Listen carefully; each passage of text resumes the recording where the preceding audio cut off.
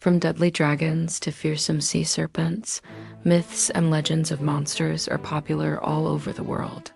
But none may be more enduring than that of the Loch Ness Monster, affectionately nicknamed Nessie, who has captured the imagination of millions and inspired countless blurry photos and videos.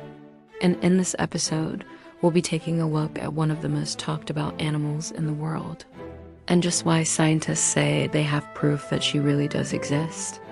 So let's start with the basics. Where exactly is this monster said to live? Well, if you know where Scotland is, then you're already part of the way there, as the monster is said to inhabit the famous Loch Ness, a large deep water lake located near the town of Drumnadrochit in the Scottish Highlands. The exact origins of the legend are hard to pin down, but there are a number of medieval sightings that claim the loch was home to some kind of monster. One of the earliest written references to such a beast can actually be found in a 5th or 6th century manuscript known as the Life of Saint Columba, which claims that the saint once came across an enormous creature in a river, so big that its roar could be heard half a mile away. According to the tale, he made the sign of the cross and commanded it to turn back, and upon doing so, it disappeared beneath the surface. This would be Saint Columba of Iona, and he was a real person who did exist during those times. And yet the story itself is clearly nothing more than a legend, so take from that what you will. However, later accounts do come from more reliable sources. For example, in 739, the Anglo-Saxon Chronicle recorded that King Olaf the Peacock had sailed from the Shetland Islands to a place called the Ness, where he hunted monsters. Perhaps he was talking about the same beasts. Later still, in the 18th century, local folklore held that a water horse was haunting the loch, said to be the offspring of a union between a horse and a trout. That's certainly a different kind of origin story. But whatever the truth may be, these tales did little more than entertain the locals until 1933, when a certain John McCrae wrote to the local Inverness Courier claiming to have seen a most unusual animal swimming in the loch. His letter soon caught the attention of the Daily Mail, and before long, thousands of tourists were flocking to the area, hoping to catch a glimpse for themselves. With so many people arriving, the town of Drumnadrochit saw an economic boom, with hotels, restaurants, and souvenir shops popping up all over the place. Naturally, though, the surge in visitors also led to a surge in supposed sightings. Over the years, many people have claimed to have spotted the monster, with perhaps the most famous image being this one taken in 1934 by an amateur photographer named Hugh Gray. Dubbed the surgeon's photograph, the image shows what appears to be a long-necked creature rising out of the water. The Daily Mail even offered a £200 reward for anyone who could prove the photo to be a fake. And it wasn't until decades later that one of Gray's grandsons admitted that the image was likely a hoax. Still, despite the skepticism, the legend lives on. In fact, it was only in 2019 that a new survey revealed that nearly half of all Brits believe the Loch Ness Monster could be real. And who knows, maybe they're right.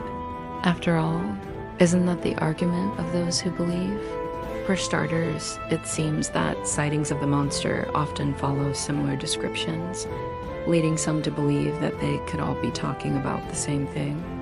Witnesses often describe her as being large, around 15 meters in length, with a long neck, flippers and humps, kind of like a whale's.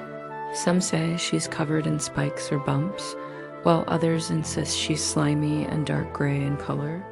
Others have even described how she has bright green eyes and a distinctive head crest. Then there are the more ambiguous sightings, such as the one reported by Aldi McKay in 2007, when she and her family were boating on the loch and allegedly witnessed something moving just beneath the surface.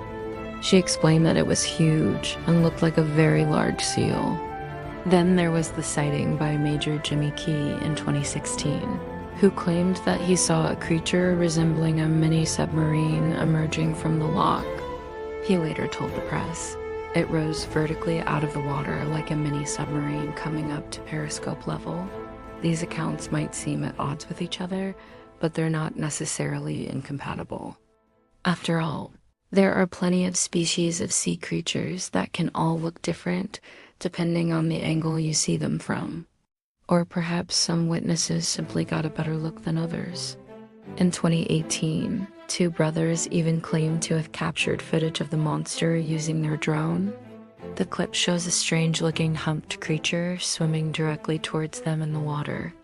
It dives down and then reappears further into the distance. While admittedly it does look a bit like a floating log or a plastic bag, there's a certain something about the way it moves that makes it look a bit more sinister. Either way, we won't know for sure unless we get more evidence, which brings us nicely onto the subject of proof. Because while there have been no concrete verified sightings of the Loch Ness Monster, there's evidence that points to the fact that there really could be something hiding in the depths. Take, for instance, sonar scans conducted by experts. In 2003, for example, a team of marine biologists used a state-of-the-art side-scan sonar to map the loch's seabed. Their equipment was capable of mapping objects as small as a manhole cover and as far down as 150 meters. They identified over 40 anomalies in the expected sonar readings, which could indicate submerged objects. One object in particular measured 17.5 meters, which is broadly in line with many of the alleged sightings. The lead researcher later described it as the biggest anomaly I've ever seen in my 20 years of doing this work. There was no mistaking it. In 2007, another sonar scan was conducted by a team led by Professor James E. Gill of Aberdeen University. Once again, the team found several unidentified objects in the water, including one that appeared to be almost 18 meters in length. Unfortunately, though, the quality of the data was rather poor, meaning it's impossible to say what exactly it could be. Still, it's interesting to note that the professors were unable to explain the results, saying that they didn't know what else it could possibly be. However, sonar images aren't the only evidence we have. During one survey in 2015, a strange object was filmed using a remotely operated underwater vehicle, which was exploring the murky depths of the loch. At first, it looks like a clump of seaweed, but then it begins to move and turns out to be a disturbingly alien-looking mass with a gaping hole in the center. To date, no one has been able to identify this organism, whatever it is. It was found at a depth of 85 meters and was filmed wriggling along the seabed. It does look like some kind of unknown creature. However, it could just be some unknown species of seaweed. But if it's not, then that's pretty good evidence that there's more than one monster lurking in the water. So, what do you think? Is the Loch Ness Monster a real animal, a hoax, or simply a figment of our collective imagination? Let us know your thoughts below. If you enjoyed this video, be sure to subscribe and join the community.